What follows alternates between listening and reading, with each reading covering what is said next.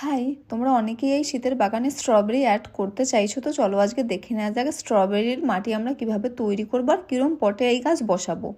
তো এই গাছ কিন্তু একদম ওয়েল ড্রেন্ড মাটি ভীষণ পছন্দ করে। আর এর পটের জন্য আমি নিচ্ছি এখানে এরকম একটু ছড়ানো 10 ইঞ্চির পট। আর মাটি তৈরির জন্য নিয়েছি 50 ভাগ মাটি, 30 ভাগ ভার্মিকম্পোস্ট বা গোবর সার, আর 10 ভাগ বালি, আর 10 ভাগ পারলাইট। তোমাদের কাছে যদি পারলাইট না থাকে তোমরা রাইস হাস্ক ইউজ করতে পারো। রাইস হাস্ককে বাংলায় কি বলে আমি জানি না। ধানের থেকে চাল আলাদা করার পরে যে অংশটা থাকে ওটাকেই মেনলি বলা হয়।